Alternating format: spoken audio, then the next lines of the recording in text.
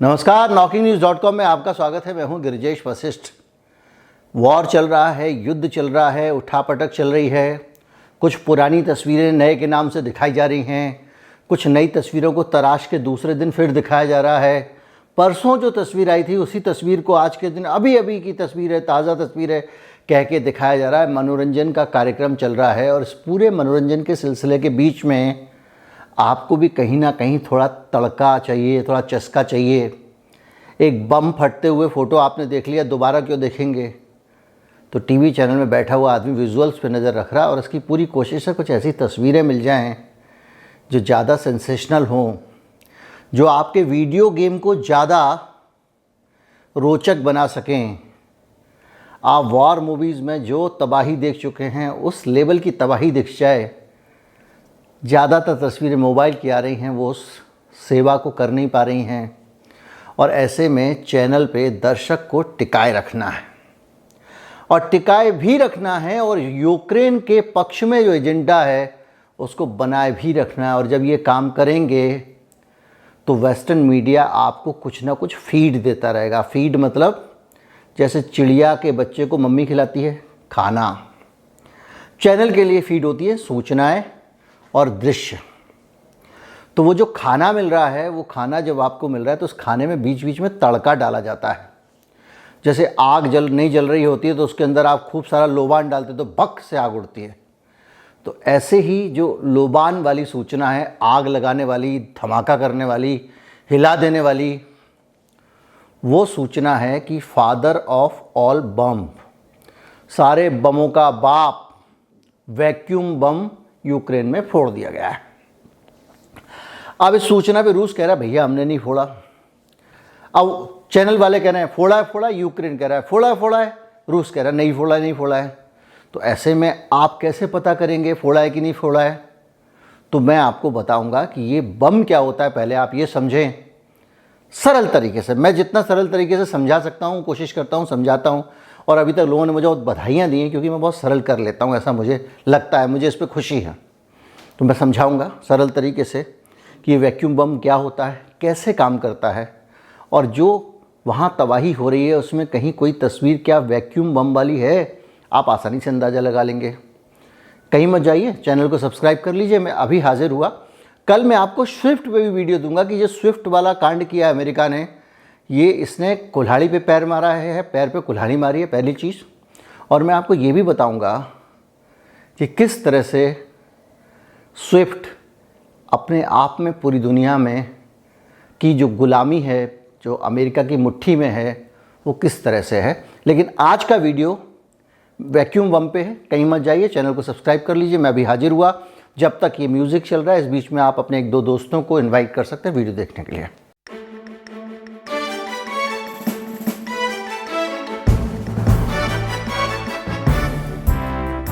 Vacuum बम। अब इस बम का नाम है वैक्यूम बम और इसको अलग अलग जगह पे ये 60 के दशक में बना लिया था सोवियत संघ ने। अब मैं ये ज़्यादा जानकारी जनरल नॉलेज वाली नहीं दूंगा, ये सब गूगल पे मिल जाती है। तो ये जो बम होता है इसके बारे में कहा जाता है कि बहुत तबाही वाला है। मीडिया पे जो अलग अलग जगहों पे आप देखेंगे तो लिखा हुआ मिलेगा कि ये आदमी को भाप में बदल देता है। आपने मान लिया बदल देता है, लेकिन मन में एक जिज्ञासा रह जाती है कैसे बदलता है। आपको लिखा हुआ मिलेगा कि ये हवा की ऑक्सीजन जो होती है उसको इस्तेमाल करके और फिर ब्लास्ट कर देता है। आशंका फिर भी रह जाती है कि कैसे ऑक्सीजन को इस्तेमाल करता है। इससे ज़्यादा हमको कोई नहीं बता रहा है और ये बताते हैं कि ये बम इतना बड़ा है जो परमाणु बम से भी ज़्यादा खतरनाक है और रेडिएशन नहीं करता है। तो इसका क्या अंतर हुआ रेडिएशन करने और नहीं करने का? तो मैं आपको बताता हूँ कि जैसे आप गर्मी में पहले रेडिएशन समझ लें। गर्मी में आप क्या करते हैं, कच्चे कोयले जलाते हैं तो कोयले वहाँ जल रहे होते हैं, लेकिन क्या होता है कि आप हाथ सेकते तो आपके हाथ में भी गर्मी आ रही होती है, थोड़ी देर में पूरा कमरा गर्म हो जाता है। तो क्या होता है कि जो सोर्स ऑफ एनर्जी है वो कोयला हो गया। परमाणु बम के केस में वो परमाणु का विखंडन हो गया और वहाँ से वो जो एनर्जी है वो जैसे जैसे दूर जाती है उसकी इंटेंसिटी आधी होती जाती है और एक उसकी हाफ लाइफ होती है कि भाई 4 साल में इसका असर आधा हो जाएगा, 8 साल में उसका भी आधा हो जाएगा, 16 साल में उसका भी आधा हो जाएगा। इसको कहते हैं हाफ लाइफ।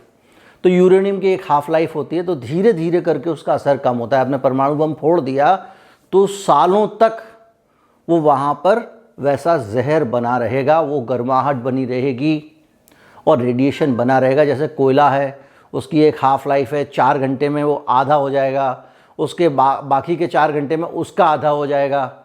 ऐसा होता है ना, हमको बार बार और कोयले डालने पड़ते हैं ताकि आग सुलगी रहे। तो ये हुआ रेडिएशन की। रेडिएशन जो होता है, विकिरण जो होता है परमाणु का, वो एक बार बम गिरा दिया तो जल्दी से जाता नहीं है, बना रहता है, वो सालों साल बना रहता है, तबाही फैलाता रहता है। और चूँकि ये आँख से नहीं दिखता है कि रेडिएशन हो रहा है, कोयले की आँच तो दिख जाती है, आँख से आपको दिखता नहीं है, तो आपको नुकसान पहुंचाता रहता है, उसको मशीन से चेक करना पड़ता है। ये हुआ रेडियो एक्टिव रेडिएशन। लेकिन ये जो वैक्यूम बम है ये रेडिएशन पैदा नहीं करता है, तो इसलिए जो तबाही करनी है तबाही कर देगा, बात ख़त्म। तो इसको परमाणु बम के मुकाबले ज़्यादा खतरनाक तो माना गया है क्योंकि इसकी तबाही का वॉल्यूम बहुत बड़ा होता है, लेकिन ये परमाणु बम के मुकाबले खतरनाक कम होता है। तो एक जानकारी इसके बारे में हुई। अब एक वही मूल जिज्ञासा कि ये काम कैसे करता है। 2-4 लोगों से मैंने बात भी की और उसके बाद कुछ वैज्ञानिकों से पूछा और कुछ जो सोशल मीडिया पे जानकारी है उसको चेक किया, अलग अलग वेबसाइट्स पे जानकारी को चेक किया। उसका जो सिंप्लीफिकेशन मेरी समझ में आता है वो ये आता है कि ये क्या करते हैं कि ऊपर जाके उस बम को आपके पास फेंक देते हैं, या तो आसमान से फेंके या मिसाइल लॉन्चर से फेंके, जो भी हो। तो जब बम का पहला काम जो होता है वो ये होता है कि वो वहाँ पहुँचते ही पूरे के पूरे वातावरण में केमिकल भर देता है। जैसे आप मच्छरों की फॉगिंग करते हैं तो पूरे वातावरण में धुआं धुआं भर जाता है। कौन सा वाला? केमिकल वाला, जिससे मच्छर मर जाएं या भाग जाएं। हालांकि मैंने देखा कि उससे मच्छर को कोई फ़र्क नहीं पड़ रहा है, वो अलग टॉपिक है। तो क्या करता है कि पूरे वातावरण में वो केमिकल और कुछ खास मेटल्स के वेपर्स भर देता है, उसकी गैस भर देता है पूरे वातावरण में। और जब गैस वातावरण में भरती है 4 किलोमीटर के इलाके में, 5 किलोमीटर के इलाके में, तो गैस हवा में नहीं रहेगी, वो घर के अंदर भी घुसेगी, सब जगह घुसेगी। और ये जो गैस होती है ये हवा को, वो कहते हैं ना ऑक्सीजन, हवा की ऑक्सीजन खींच लेता है। ऑक्सीजन खींचता नहीं है, वो हवा को इन्फ्लेमेबल बना देता है। आपने देखा होगा घर में अगर गैस खुली रह जाए तो कई आपने घटनाएं सुनी होगी, घर में गैस खुली रह गई थी, उसके बाद व्यक्ति गया, उसने बिजली का स्विच ऑन किया और वो पूरा घर जल गया। या आप खाना बनाने गए, आपने लाइटर जलाया, पूरा घर जल गया। उसी तरह से ये पूरी हवा जो है हमारी, ये जहरीली हो जाती है। और जहरीली होने के बाद में जब एक समय है उसको लग गया, उस बम में एक टाइमिंग दी होती है, इतने समय बाद ये पूरे इलाके की हवा प्रज्वलनशील हो जाएगी, इसको जलाया जा सकता है। उसके बाद झट से वो उस हवा में बम आग लगा देता है। और वो आग इतनी तेज़ी से जलती है और वातावरण की ऑक्सीजन की मदद से जलती है, क्योंकि उसने बहुत सारे केमिकल और बहुत सारे मेटल वेपर्स वहाँ पे फैला रखे हैं। इतनी तेज़ी से जलती है वो, इतना ज़्यादा तापमान उससे पैदा होता है कि आदमी अगर उसके एपिसेंटर पे है, जहाँ सबसे ज़्यादा आग लगी है, जहाँ सबसे ज़्यादा केमिकल हवा में हैं, वो भाप बन के उड़ जाता है। दूसरा क्या है, इमारत उड़े ना उड़े, अंदर का सामान उड़ जाएगा, चीज़ें जल जाएंगी, क्योंकि हवा जल रही है। हवा में एक साथ एक झटके से आग लगा दी गई है। और वो जलती हुई हवा, जब इतनी सारी हवा जल जाएगी, तो आपने विज्ञान में पढ़ा होगा कि जब आग लगती है या तापमान बढ़ता है, तो जिस जगह का तापमान बढ़ता है वहाँ पर क्या होता है, हवा हल्की हो जाती है और वहाँ निर्वात पैदा हो जाता है। सरल तरीके से बताऊं, कई बार आपने देखा होगा कि किसी चीज़ में वैक्यूम पैदा करने के लिए अक्सर DIY वीडियोज़ वगैरह में दिखाते हैं, गिलास लेते हैं कांच का, उसके अंदर मोमबत्ती या माचिस की तीली जलाते हैं, और जब उसकी हवा जल के बाहर निकल जाती है, क्योंकि हवा गर्मी से फैलती है और विरल होती है, जहाँ तापमान बढ़ता है हवा विरल हो जाती है और फिर तेज़ी से दूसरी जगहों की हवा वहाँ आने लगती है, क्योंकि वहाँ प्रेशर कम हो गया, हवा का दबाव कम हो गया। तो वो विरल जो हवा हो जाती है, उसके कारण जब तेज़ी से इतनी सारी हवा जल जाएगी तो वहाँ एक वैक्यूम बनता है और आसपास के वातावरण की हवा तेज़ी से उस वैक्यूम को फिल करने की कोशिश करती है, ठीक पैसे कि आपके गुब्बारे के अंदर दबाव होता है और जैसे ही आप उसको खोलते हैं बाहर दबाव कम होता है तो तेज़ी से हवा बाहर निकलती है। साइकिल के टायर की, गाड़ी के टायर की हवा ऐसे ही बाहर निकलती है, तो वो वैक्यूम बनता है, उससे तेज़ी से हवा अंदर आती है और उसके अंदर कारण भी बहुत बड़ी तबाही हो जाती है। तो ये है वैक्यूम जो बम है उसका बेसिक आइडिया और कैसे काम करता है। अब हम आते हैं उन दावों पे जो लगातार वेस्टर्न मीडिया कर रहा है और रूस की अपनी सरकार भी कर रही है।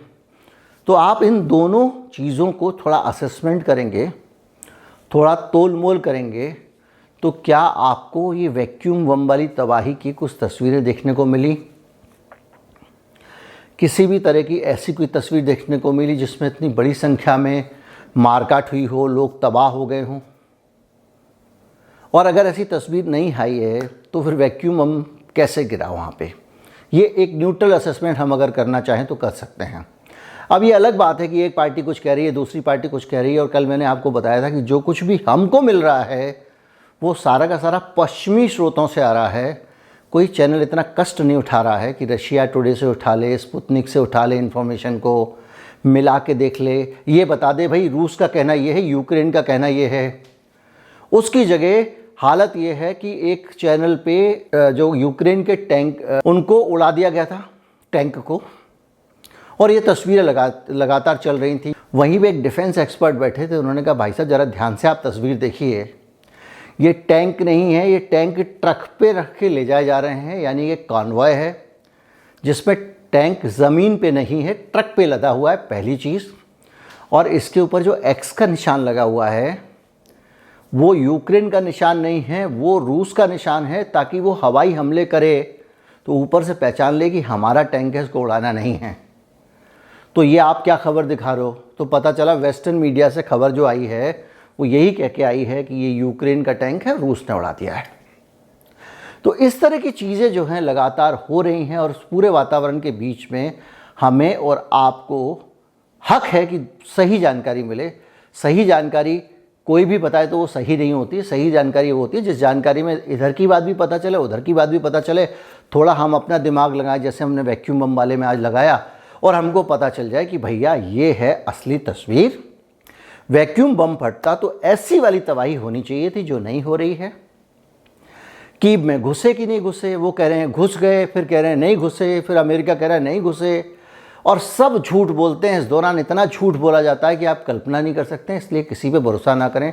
दोनों तरफ की बात सुन लें तो आपको आइडिया लग जाएगा कि क्या सीन चल रहा है, और आपको जो बात ज़्यादा लॉजिकल लगे वो सही मान लें। हो सकता है वो सही हो या नहीं हो। उम्मीद करता हूँ वीडियो आपको अच्छा लगा होगा।